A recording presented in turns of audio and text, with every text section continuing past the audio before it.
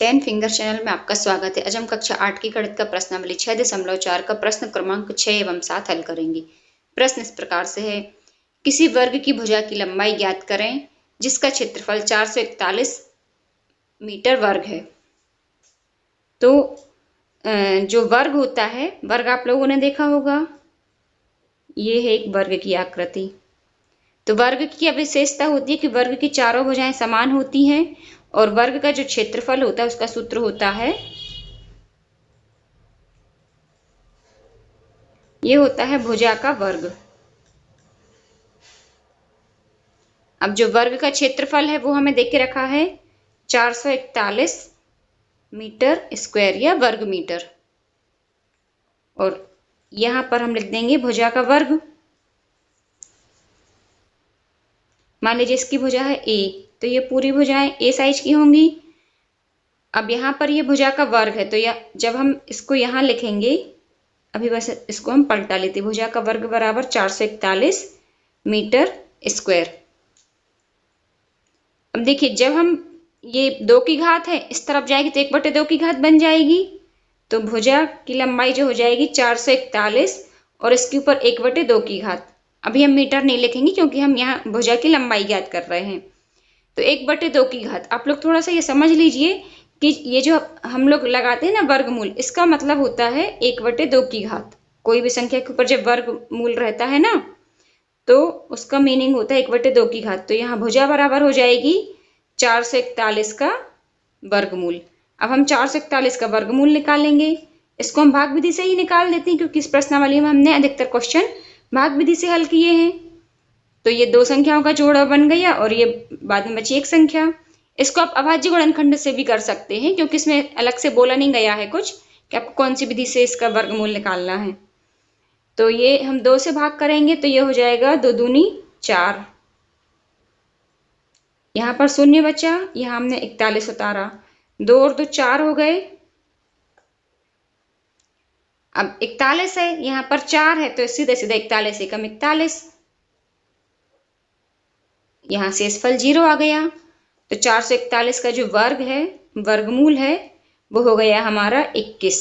अब यहाँ पर ये सब चीजें मीटर में दी है, हमें क्षेत्रफल मीटर में दिया है, तो 21 मीटर हो जाएगा और यही हमारा होगा आंसर। ये जो भुजा की लंबाई है ये हो जाएगी 21 मीटर। अब इसी प्रश्न क्रमांक 7 इस प्रकार से है, किसी समकोण त्रिभुज ABC में कोण B बराबर 90 अंश। यदि ए बी बी सी ये है तो ए सी ज्ञात करना है। तो हम इसका ए भाग देख लेते हैं। हम एक समकोण त्रिभुज बनाना है सबसे पहले। तो अब इन्होंने बोल के रखा है कोण बी बराबर 90 अंश। इसको हम इस निशान से शो कर सकते हैं और यहाँ पर ये बस बी पॉइंट स्थिर रहेगा। अब ये जो ए और सी पॉइंट है, ए को हम चाहे तो नीचे ले सकते हैं और सी को ऊपर, और नहीं तो एक और कंडीशन बन सकती है, बी स्थिर रहेगा यहाँ पर,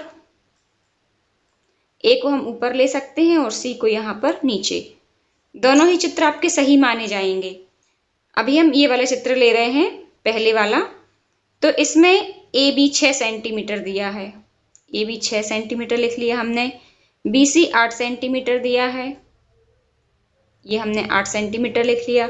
अब हमें ए सी ज्ञात करना है, तो हम यहाँ पर शुरू करेंगे। हमें दिया क्या क्या है, ए बी बराबर 6 सेंटीमीटर और बी सी बराबर 8 सेंटीमीटर। अब हम देखेंगे समकोण त्रिभुज ABC में, आप लोगों ने पाइथागोरस प्रमेय पढ़ा होगा पहले, एक पाइथागोरस त्रिक भी पढ़ा था हमने 6.2 या 6.2 में शायद। तो पाइथागोरस प्रमेय क्या होता है, ये होता है कर्ण का वर्ग बराबर आधार का वर्ग धन लंब का वर्ग। अब आप लोग सोच रहे होंगे कर्ण आधार लंब ये क्या है। ये AC कहलाता है कर्ण, BC कहलाता है आधार, और ये AB कहलाता है लंब। वैसे भी आधार तो नीचे की भुजा होती है और लंब जिस पे ये हम 90 अंश का कोण बनाते हैं, सीधी भुजा, और बाकी के बच्चा कर्ण। तो यहाँ पर हमें कर्ण तो ज्ञात करना है, AC हमें ज्ञात करना है। यहाँ पर आधार हमें ए बी दिया है 6 सेंटीमीटर, तो इसका हम वर्ग कर देंगे। और धन लंब, लंब हमें दिया है 8 सेंटीमीटर, इसका भी वर्ग कर देंगे। अब यहाँ पर AC का वर्ग बराबर हो जाएगा 6 का वर्ग 36 धन 8 का वर्ग 64। तो AC बराबर हमारा आ जाएगा, AC का वर्ग बराबर यह आ जाएगा 36 धन 64 बराबर 100। AC बराबर 100 का वर्गमूल, अभी मैंने आपको पिछले वाले क्वेश्चन में बताया है कि ये 2 की घात पक्षांतर होकर 1/2 की घात बन जाती है, और 1/2 की घात को ही हम इस निशान से शो करते हैं।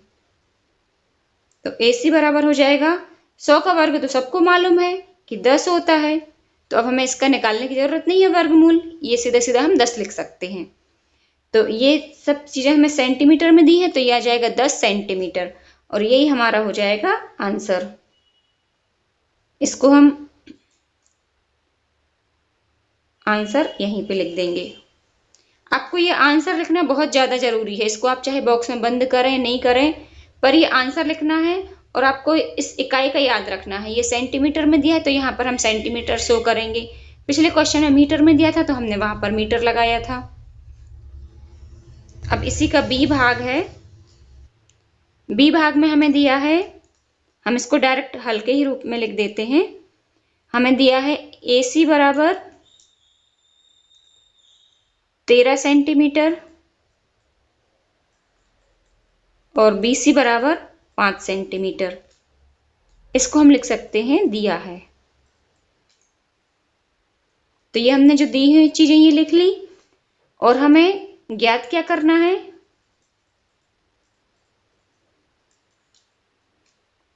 AC बराबर हमें ज्ञात करना है। तो हम फिर से एक समकोण त्रिभुज बना लेते हैं, और इन्होंने कंडीशन पहले ही देख के रखी है कि B को हमें स्थिर रखना है यहाँ पर समकोण त्रिभुज पे बिंदु B को। अब हमारा यहाँ पर आ सकता है A और यहाँ पर आ सकता है C। A हम यहाँ पर भी ले सकते हैं, A और C के स्थान परिवर्तन हो सकते हैं। तो AC हमें दिया है 13 सेंटीमीटर, यानी कि हमें कर्ण का मान दिया है 13 सेंटीमीटर। BC दिया है 5 सेंटीमीटर। अब हमें लंब का मान ज्ञात करना है, तो हम लिखेंगे समकोण त्रिभुज ABC में पाइथागोरस प्रमेय से। पाइथागोरस प्रमेय होता है कर्ण का वर्ग बराबर आधार का वर्ग धन लंब का वर्ग।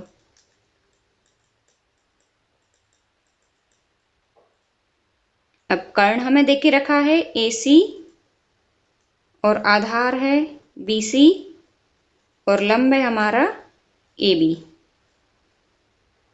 तो AC हमें दिया है 13 सेंटीमीटर, इसका वर्ग,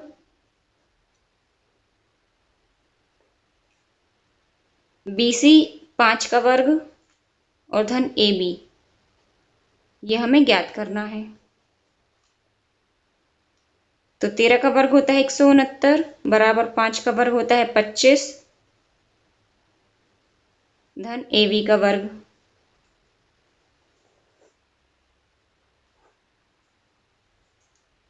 तो यहाँ पर AB का वर्ग बराबर आ जाएगा, ये यहीं पर रहेगा, और 25 हम यहाँ पक्षांतर कर देंगे तो 169 माइनस 25 हो जाएगा। हम यहाँ पर समतुल्य के निशान लगाएं तो ज्यादा अच्छा रहेगा, क्योंकि एक समीकरण का रूप ले चुका है। अब AB को हमने लेफ्ट में लिख लिया है, AB का वर्ग बराबर 169 माइनस 25, ये होता है 144। तो AB बराबर हो जाएगा 144 का वर्गमूल, और ये आप सभी ने याद किए हैं, 144 का वर्गमूल होता है 12।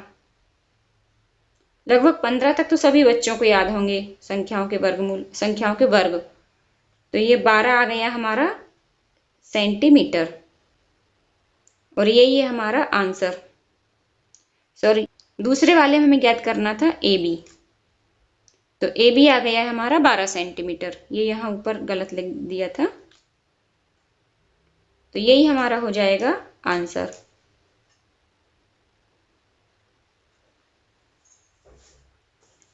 उम्मीद करती हूँ प्रश्न क्रमांक 6 एवं 7 आपको समझ में आ गए होंगे। कहीं कोई प्रॉब्लम हो आप मुझे कमेंट्स में पूछ सकते हैं। ये प्रस्तुति 10 फिंगर चैनल की ओर से थी। देखने के लिए धन्यवाद।